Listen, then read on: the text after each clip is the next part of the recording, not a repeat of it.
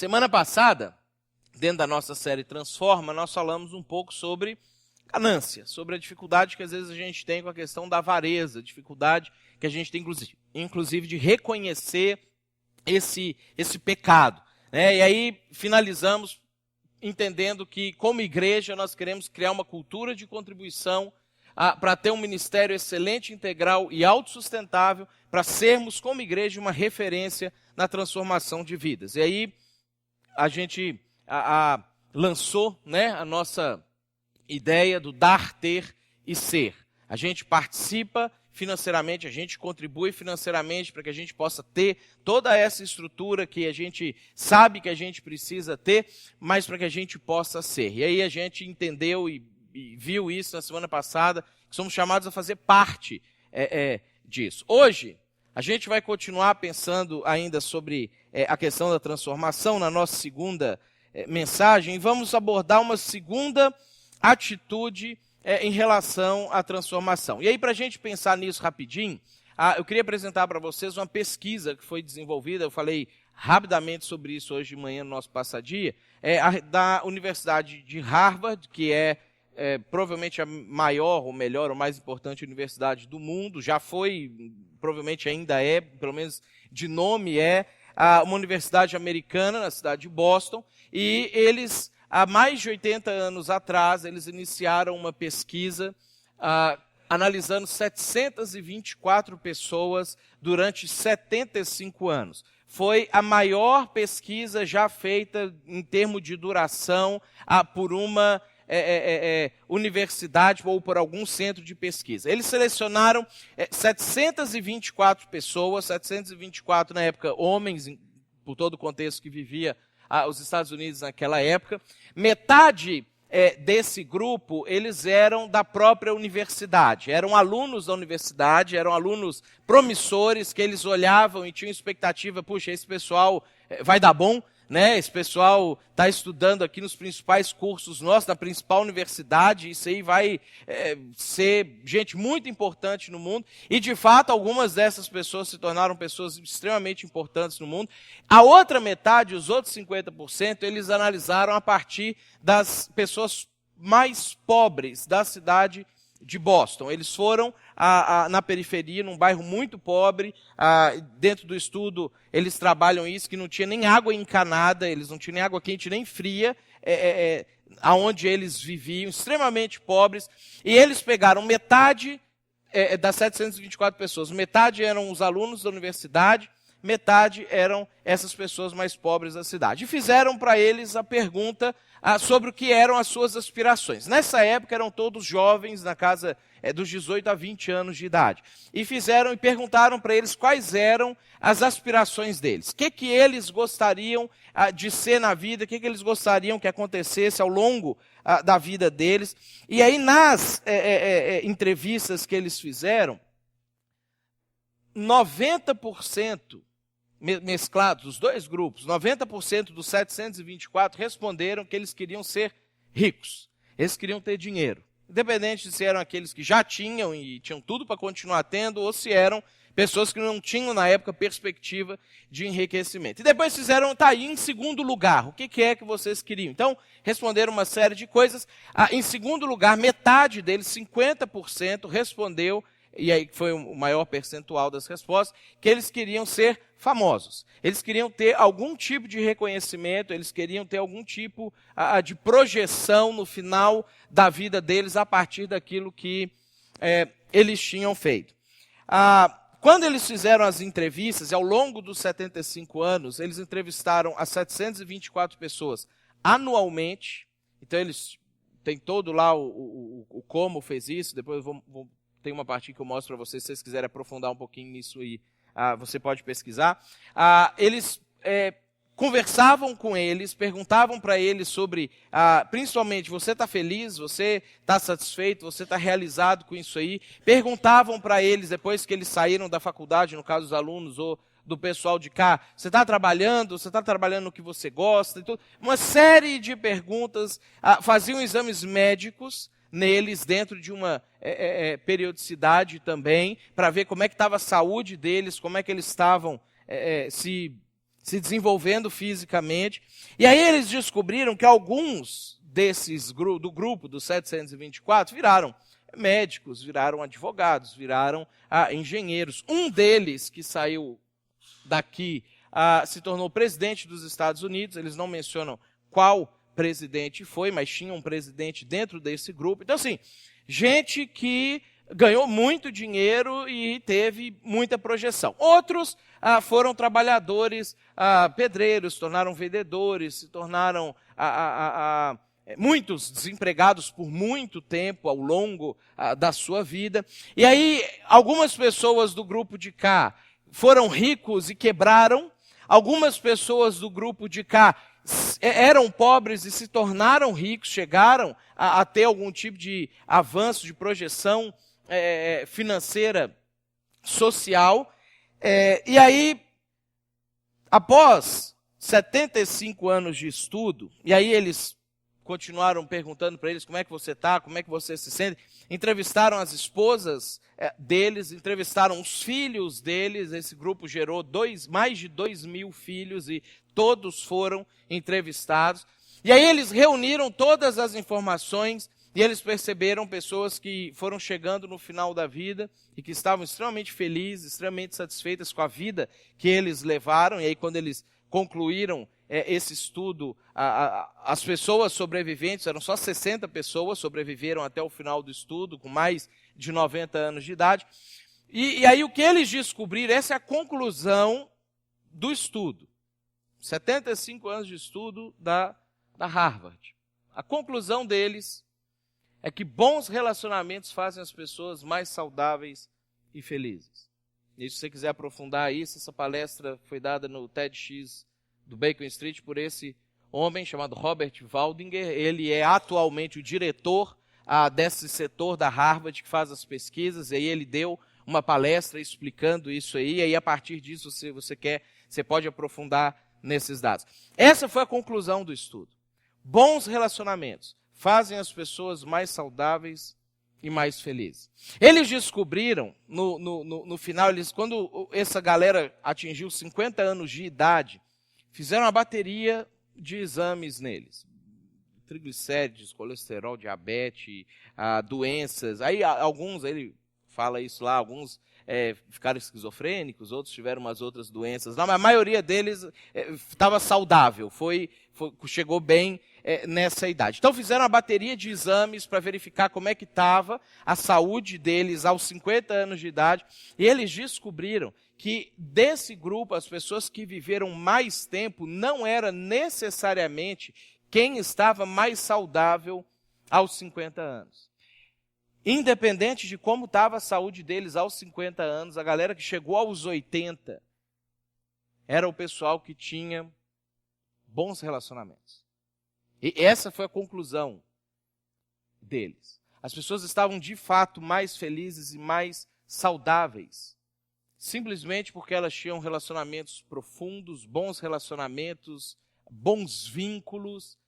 E aí é interessante que à medida que as pessoas elas iam sendo entrevistadas ao longo do tempo, a perspectiva delas ia mudando. No começo da vida, o desejo era ser rico, 90%, ser famoso, 50%. No final, aquilo que o Patrick cantou, na primeira música aqui, que Salomão, 2.900 anos antes de Harvard, descobriu e falou para a gente no livro de Eclesiastes que riqueza não traz satisfação.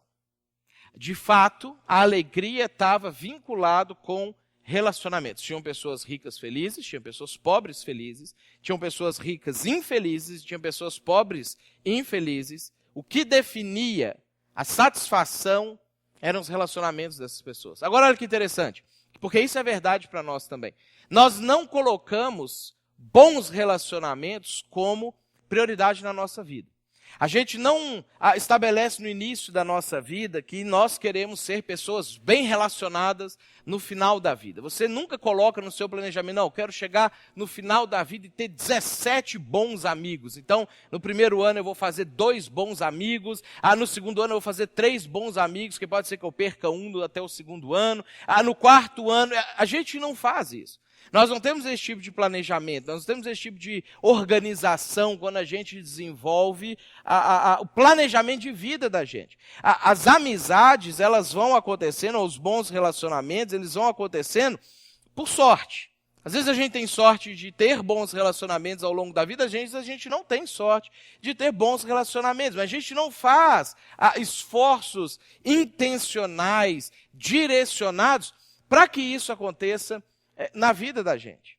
No final, a gente vai meio que contar com um pouco da sorte, um pouco da personalidade que a gente tem, para saber se a gente vai ser feliz ou não vai ser feliz. E aí, quando eles analisaram isso, por razões óbvias, eles não analisaram a vida espiritual dessas pessoas.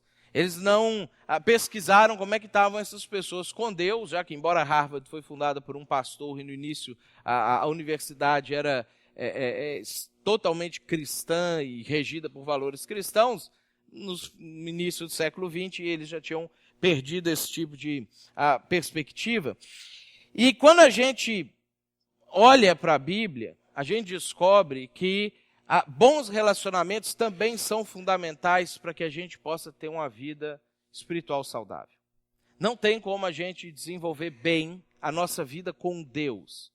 Não tem como a gente chegar lá, não tem como a gente ter um bom crescimento espiritual se nós também não tivermos bons relacionamentos nesse processo, no processo dessa caminhada. E aí, quando a gente pensa sobre isso é o que eu sonho para a gente como igreja. É o que eu quero que a gente consiga desenvolver na nossa igreja. Eu quero que a gente como igreja consiga ser um grupo de seguidores de Jesus que vivem em comunidade e criam comunidades. Esse é o nosso alvo como igreja, faz parte de um dos nossos pilares, daquilo que a gente sabe que pode transformar a nossa vida, a vida de pessoas que a gente conhece e a vida de muitas pessoas, talvez a gente nunca vai conhecer. Pessoas que a gente nem vai ter contato, mas que vão receber daquilo que a gente está criando hoje, daquilo que a gente está gerando hoje. E é por isso que nós tivemos uma mensagem que trabalhou isso no começo do ano, a gente pensa e tem isso como filosofia da nossa igreja, de que círculos são melhores do que filas. Porque a gente não consegue desenvolver esse tipo de relacionamento se toda a nossa atividade relacionada à igreja é vir aqui. Se toda a nossa atividade relacionada na igreja é participar de um culto dominicalmente e voltar para a nossa realidade. O que a gente tem aqui é uma parte, mas não leva a gente para ter uma vida espiritual completa. Por isso que a gente precisa viver em círculos. Por isso que a gente precisa se reunir e viver juntos, olhando face a face, olhando na cara do outro, escutando o outro, sendo ouvido. Coisas que a gente não tem como desenvolver aqui como igreja. E aí, um dos principais motivos pelo qual isso acontece, que isso influencia na nossa vida espiritual, é porque nós desviamos. Isso é uma tendência nossa.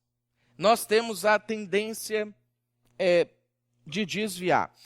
Raramente, a gente desvia de uma coisa ruim para uma coisa boa. Isso quase nunca, talvez nunca acontece. O normal é a gente estar fazendo alguma coisa que é certa e de repente a gente começar a desviar para fazer alguma coisa errada. Isso vale para qualquer coisa na vida da gente. Você não é um mau aluno e de repente você acorda, começa a viver no automático, aí um ano depois você descobre, olha, virei um bom aluno do nada. Isso não acontece. Acontece de você ser um bom aluno, ter boas notas, e você distrai, e no final do ano você se tornou um péssimo aluno, e aí você, por que isso aconteceu? Isso acontece com relacionamentos. A gente não está vivendo mal num relacionamento, às vezes entre marido e esposa, às vezes num relacionamento familiar, e de repente, automaticamente, a gente fala, desviei para ter um bom relacionamento e saber como tratar bem as pessoas. Agora, isso não acontece. A gente faz justamente o oposto. A gente começa vivendo um bom relacionamento, vivendo boas coisas. De repente, quando a gente se dá conta, a gente desviou daquilo ali. Então, nós desviamos. Isso é parte da vida da gente. Se tem uma coisa que é bom para a gente a gente desvia disso. Exercício físico. Você acorda e de repente, se você está que nem eu, se você é um cara já atleta, beleza, isso não é um problema pra você. Mas se você é uma pessoa que nem eu, você não acorda e de repente fala assim, olha, comecei a praticar exercício, nem sei como isso aconteceu. Né? Se você é uma pessoa que não gosta de ler, você não chega 3, 4 meses depois e fala assim, olha, li 4 livros nos últimos 4 meses, nem sei como isso aconteceu. Se a coisa é boa para a gente desvia disso. A gente não desvia para isso. E isso vale para a nossa vida com Deus. A nossa vida com Deus, ela funciona mais ou menos assim também. A gente sabe que são coisas boas para nós, a gente entende o que Deus quer para a gente começa a perceber algumas coisas ou algumas maneiras de Deus direcionar a vida da gente, mas se a gente descuida, de repente a gente desvia disso. E aí quando a gente se dá conta, a gente está afastado. Quando a gente se dá conta, algumas coisas começam a ir errado. A correnteza da vida raramente nos leva para a direção certa. Raramente. Em cada área importante da vida, nós estamos nadando contra a correnteza. Em cada área importante da vida. Não tem nada importante na sua vida que você não deixa a vida me levar, a vida leva eu, chega e dá tudo certo no final. Às vezes Deus tem misericórdia e põe alguém na sua vida que tira, resgata você da correnteza para tentar te dar uma nova chance. Mas se você está fazendo uma coisa importante na sua vida hoje, você sabe disso. Que você está fazendo isso contra probabilidades, contra o que é fácil, contra o que dá mais prazer, contra o que às vezes as pessoas levam a você para fazer no seu dia a dia. Agora, a boa notícia é que a gente não precisa nadar sozinho contra a correnteza. E essa é a proposta de Jesus para a gente como igreja. Para a gente viver como igreja. É para que a gente consiga entender qual é o alvo e o que é a coisa boa que a gente quer para a vida da gente e a gente possa nadar junto para chegar lá onde a gente quer chegar. Onde a gente entendeu que deve chegar. E essa é uma preocupação que a igreja tem desde o seu início. Desde o início da igreja, comecinho, igreja primitiva. Às vezes a gente fala assim, era bom na época da igreja primitiva. Né? E a gente descobre que a igreja primitiva é igual a gente. Tinha um monte de coisa muito boa, muito legal acontecendo, e tinha um monte de coisa horrível acontecendo na igreja primitiva, igual hoje, porque eles eram iguais a gente. Embora a gente tenha a tendência de pensar, não, mas eles viram Jesus, então é óbvio que eles não iam cair nas mesmas coisas que a gente cai, e a gente descobre que cai. E a gente não precisava nem ver a história de Jesus, você lê a história de Israel no Antigo Testamento, de longe a gente acha um absurdo, né?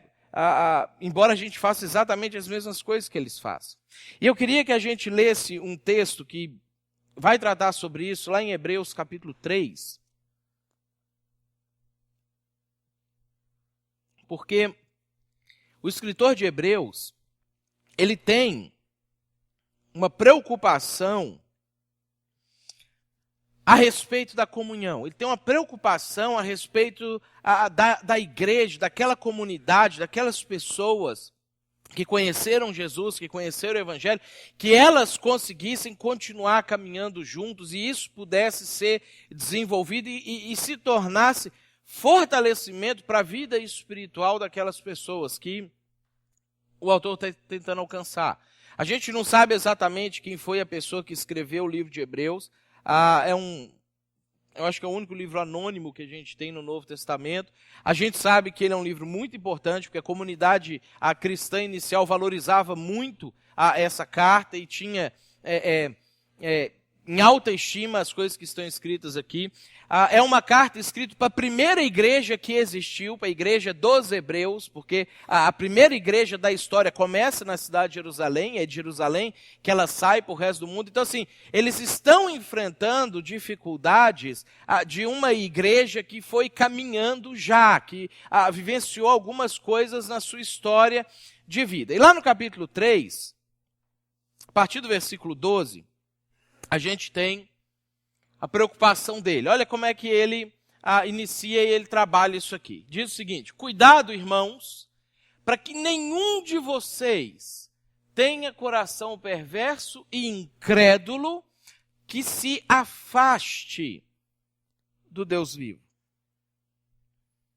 Olha a preocupação dele. Cuidado para que vocês não se afastem do Deus vivo.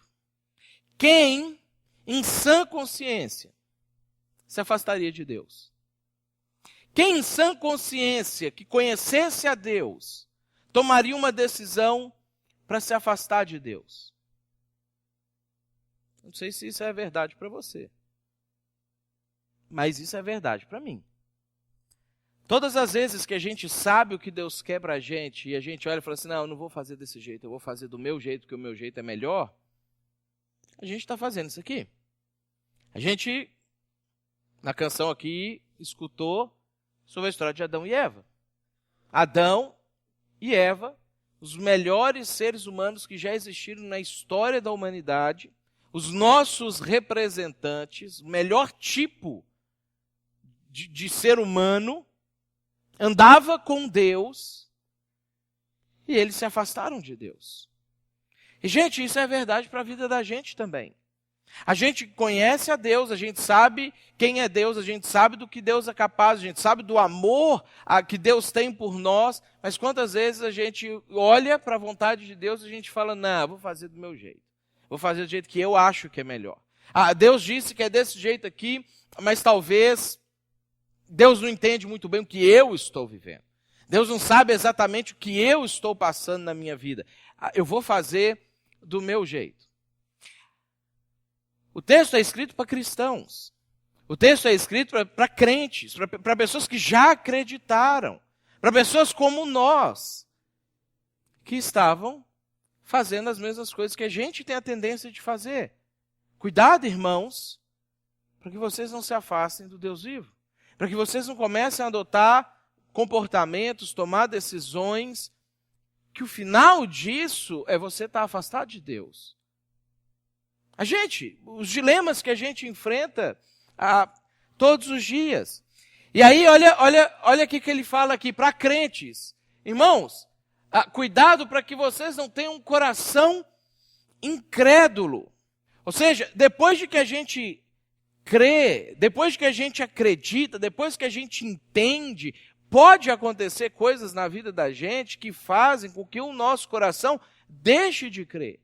Pode fazer com que dúvidas não respondidas, questões não solucionadas, traumas vividos e não tratados, relacionamentos quebrados e não reatados. Existe uma infinidade de coisas que pode fazer com que a gente, ao longo da vida, vá deixando de crer. Com que a gente vá perdendo a perspectiva de quem Deus é e de quem Deus é para mim, na minha vida, na minha realidade, no meu dia a dia.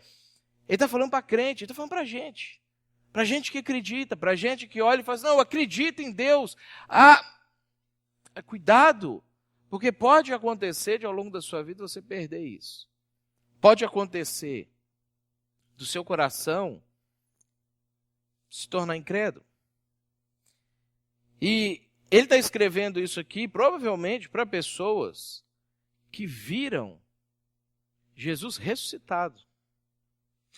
Ou pessoas que conviveram com pessoas que viram Jesus ressuscitado. Então, se isso vale para eles, imagina para a gente. Nós que estamos distantes, historicamente, dessa realidade, a gente precisa mais do que eles.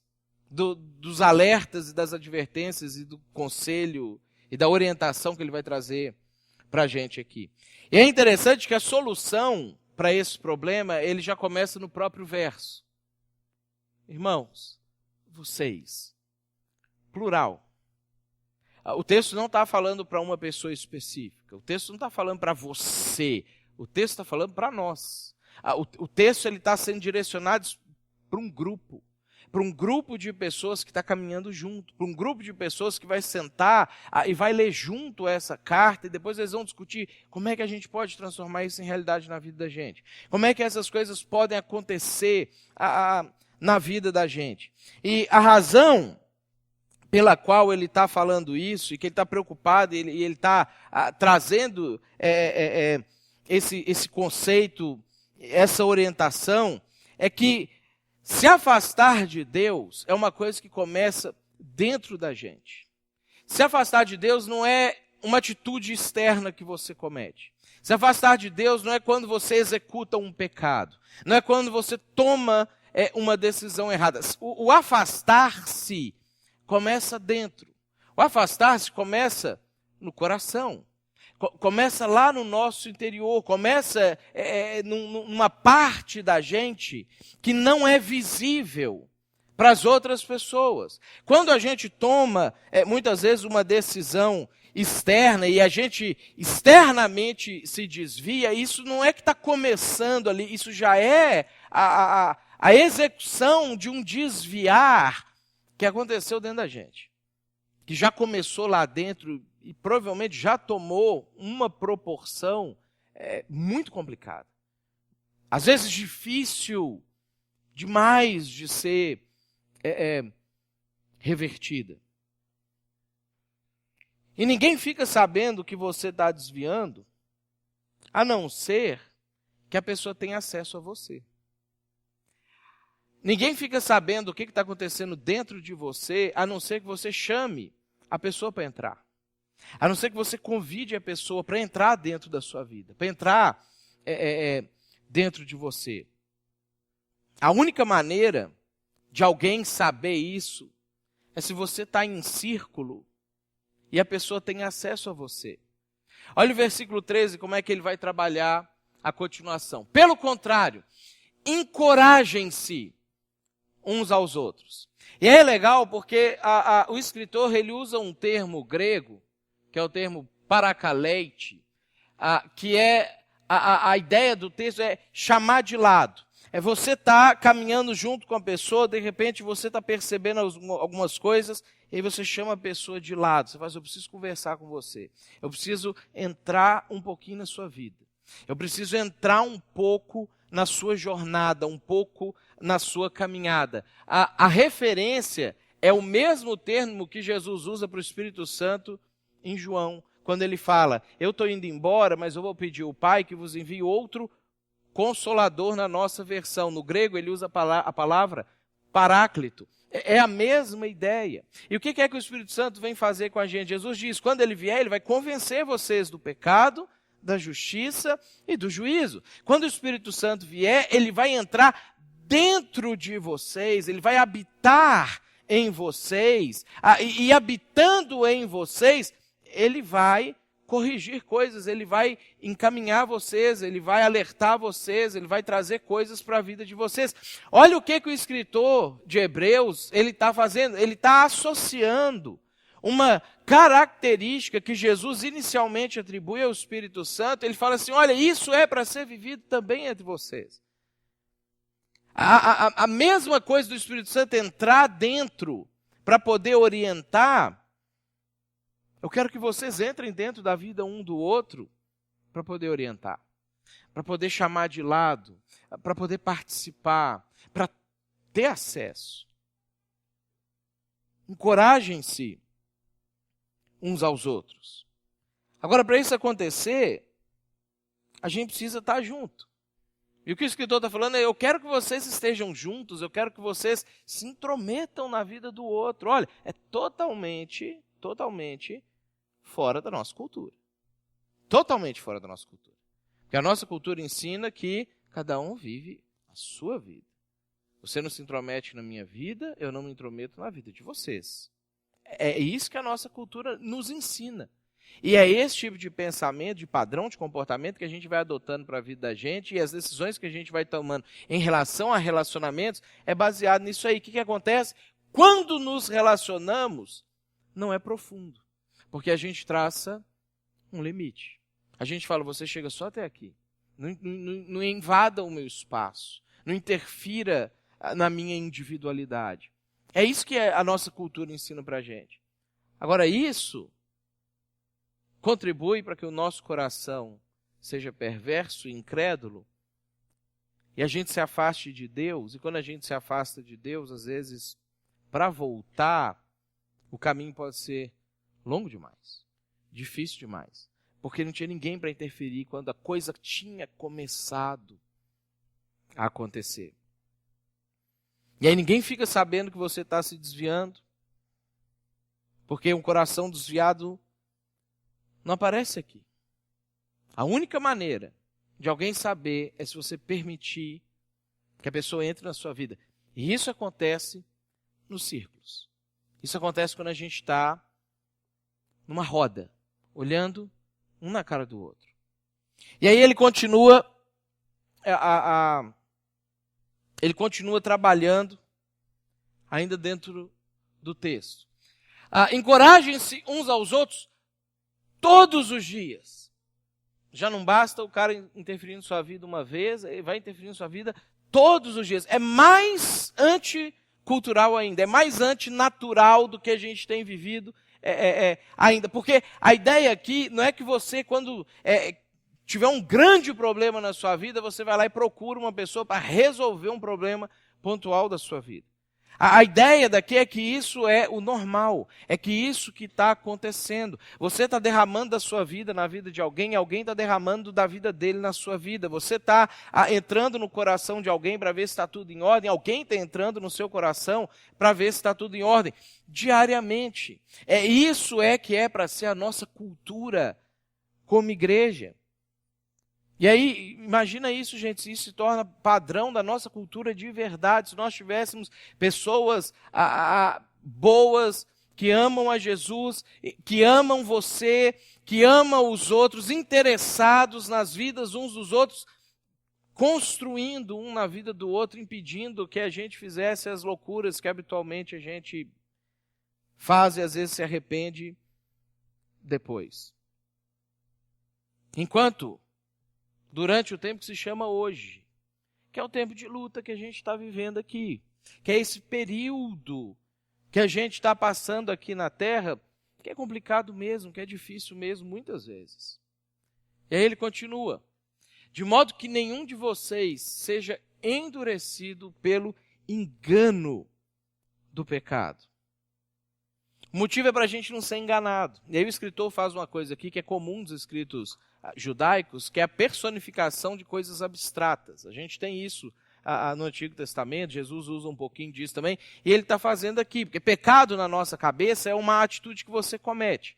Pecado você foi lá, você não devia fazer, você fez. Você executou o que não devia ter feito. Isso é como a gente às vezes vê o pecado. Mas o escritor de Hebreus está falando que o pecado é como se fosse uma pessoinha dentro de você, tentando enganar você.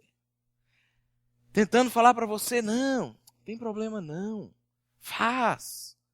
Não, você não está querendo fazer não, mas vai dar nada. Depois você pede perdão para Deus e resolve tudo. Pecado enganando a gente lá dentro. Não, por que você continuar sendo fiel ao seu cônjuge? O que ele está fazendo com você? Ele merece, né? Faz isso aí que está no seu coração, está na sua mente de fazer. Por que você vai segurar? O pecado enganando. Para que você vai ser honesto? O patrão rouba pra caramba. Rouba você mesmo. Não paga o que ele deveria pagar. Por que você vai ser honesto agora que você tem a gente? Você vai só reparar uma injustiça feita. Ao pecado, a pessoinha dentro da gente. Enganando a gente. Tentando fazer a gente desviar. Tentando fazer a gente deixar de fazer aquilo que a gente ouviu no início que a gente deveria fazer. E se afastar. E a melhor defesa quanto ao auto-engano, a melhor defesa quanto a essa situação que vai acontecendo dentro de você, não é você. Não é uma força de vontade impressionante. Não é tomar resoluções de que a partir de agora você vai fazer assim, de outra forma e não sei o quê. A melhor defesa em relação a isso é nós. Nós, e aí desculpa o erro gramatical, Monique, é só para ilustrar bem a ideia, nós é a melhor defesa contra o engano do pecado. É quando a gente está junto, que a gente consegue impedir, olha, você está sendo enganado pelo pecado dentro de você, que bom que você deu acesso ao seu coração para mim. Que bom que você me deixou entrar e ver o que estava acontecendo aí dentro antes de você tomar decisões. porque você estava se enganando. Porque o pecado estava enganando você, está levando você a tomar decisões que não seriam boas para você. Nós é a melhor defesa contra isso. É a melhor maneira que a gente tem para poder enfrentar o engano do pecado. Deixa eu te fazer uma pergunta. O que você está fazendo hoje, ou está pensando hoje, que está passando pela sua mente hoje, que você começou a cogitar, que você começou a pensar sobre aquilo? O que você está pensando hoje? Que se você contasse para alguém sensato, alguém com noção, a pessoa ia virar para você e falar assim: cara, você está doido de pensar um negócio desse. Onde é que você está com a cabeça? Ao longo da vida da gente acontecem muitas situações assim. Que às vezes a gente não conta, porque a gente sabe que a pessoa vai chegar e falar assim: não, surtou, né? Enlouqueceu, tá na Disney, né? Como diz a Kátia, né? Está na Disney. Onde é que você está com a cabeça nessa situação? O que está acontecendo com você hoje? Porque desviar começa dentro. Então deixa alguém entrar.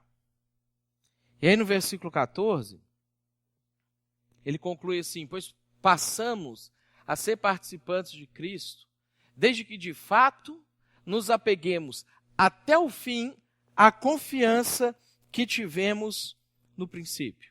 A confiança que nós tivemos quando nós nos entregamos a Deus. Quando o evangelho fez sentido para a gente percebeu: puxa, isso é a minha vida.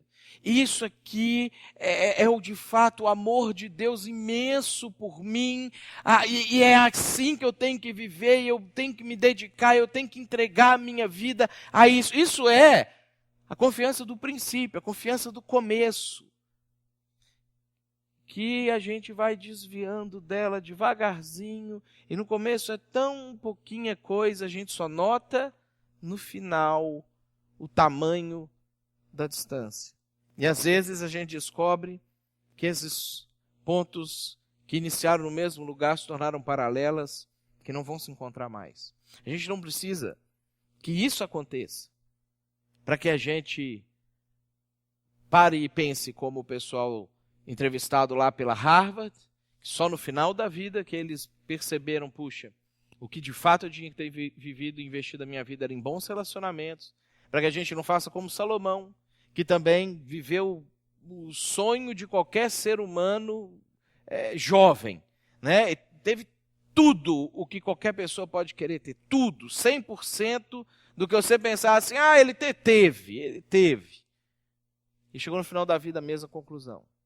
Não era riqueza.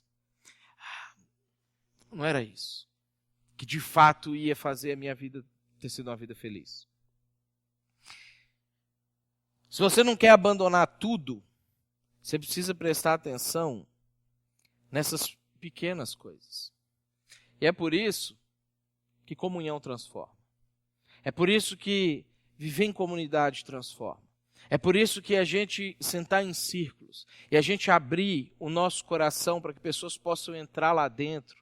E a gente se dispor a entrar no coração das pessoas também, porque muitas vezes pessoas querem abrir para a gente, mas a gente não tem tempo, a gente está ocupado demais, a gente pensa: não, isso é perda de tempo, eu não vou ganhar nada com isso.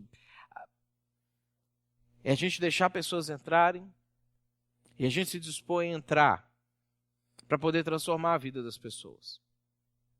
Queria chamar aqui à frente, vai encerrar o nosso culto, o Pezzini. É uma pessoa também muito importante para a nossa igreja e para o ponto que nós estamos, o ponto que nós chegamos. Pezzini tem caminhado com a gente, diretamente comigo, às vezes junto com a igreja, às vezes sem a gente ver, mas muita coisa que a gente construiu, que a gente fez também por causa dele, né? E aí, uma dessas boas coincidências de poder tê-lo, especificamente no nosso aniversário aqui. Então, tem a palavra, ele vai orar para a gente depois ao final e vai dar a bênção apostólica, impetrar a bênção apostólica, como falam os presbiterianos, né?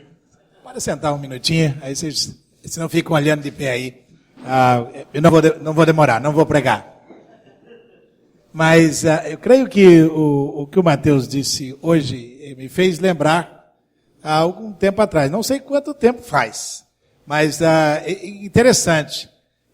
Eu conheci o Mateus por acaso, através do Patrick. Encontrei lá em Curitiba, por acaso. Não sei como, nem me lembro mais os detalhes, só sei que nós tivemos um almoço junto. Através do Cícero, exato. Aí me convidou para vir para cá, e aí reuniu a liderança aqui, né? Em algum lugar aqui no Rio Grande do Sul, Sapucaí, né? E lá eu não sei quantos de vocês estavam lá, eu sei que você estava, alguns daqui estavam lá, não é? E interessante, não tive mais contato com os outros, mas naquele dia nasceu uma grande amizade entre eu e o Mateus. Exatamente aquilo que ele disse aqui. E uma amizade que vai além de ser apenas oi, ou nos encontrarmos lá vez em quando. A gente caminha junto. A gente trabalha junto. Mateus hoje, ele é membro da diretoria do Instituto Sara, que é exatamente um ministério que cuida de pastores. Só para vocês terem uma ideia, que só esse ano, 3 pastores luteranos se suicidaram. Há pouco tempo. Há 3 dias atrás, um pastor presbiteriano se suicidou lá em Ipatinga, no Vale do Aço. E a depressão é comum entre os pastores, porque é interessante. Eu não quero aqui contar todas as razões por isso, mas muitas vezes o pastor que você vê sempre sorrindo, pregando, falando, e que vocês olham para ele e muitas vezes você acha que eles não têm problema. Eu não sei se vocês sabem, mas pastor é gente. Vocês sabiam disso? Pastor é gente. Então o Instituto Sara nasceu para isso, e ele é parte integrante disso. A gente está sempre junto, constantemente. E aquilo que ele pregou aqui hoje é verdade, não só para vocês, mas tem sido verdade para nós e tem sido vivido entre nós. Nós temos os retiros, onde a gente abre o coração lá mesmo, pessoas choram. Nesse último retiro que nós tivemos de mentores em Curitiba, houve choro desde o 2º dia. Muita lágrima, muita lágrima. E é assim que a cura vem. Vida cristã, queridos, se dá em comunidade. Interessante que Jesus não disse que nós podíamos ser cristãos sozinhos. Mas Jesus demonstrou isso, criando uma comunidade. E é na comunidade que nós fazemos isso. Eu sou grato a Deus por poder vir aqui quase que constantemente, e eu pude ver como essa igreja tem crescido. E tenho certeza que se vocês realmente absorverem isso que está sendo ensinado aqui, para que não apenas fique como teoria na mente de vocês, mas passem a ser o seu estilo de vida. E assim vocês vão influenciar muitas outras pessoas. Permitam que as outras pessoas vejam Jesus na vida de vocês. Que vocês sejam a luz que de fato brilhe. E assim então, vocês vão poder tocar a vida de muitas pessoas. E nada tão interessante como tocar a vida de pessoas. Continue firme. Continue firme. Continue olhando para Jesus. Não tire os olhos de Jesus. Caminhe com Ele. Não só os domingos, mas ao sair daqui. Amanhã, sabe, vocês, para onde vocês forem, onde quer que vocês trabalhem, lá é o seu campo missionário. É onde Jesus está levando vocês, para poder vocês servi-lo lá e através dele tocar a vida de pessoas. Que Deus continue assim, abençoando a vida de vocês e que dê a vocês anos de vida virão e vocês poderão multiplicar. Outras igrejas poderão surgir em diferentes lugares através de vocês. A partir daqui, que essa sementeira se espalhe pelo Rio Grande do Sul e, como diz, até os confins da terra. Amém? Vamos ficar de pé, vamos orar. Deus, eu dou-te graças por esses 15 anos dessa igreja que aqui nasceu. Como pude ouvir, nasceu por acaso, mas diante dos nossos olhos. Mas era propósito do Senhor, era plano do Senhor, que esta semente foi plantada neste lugar. E ela cresceu. e agora está frutificando.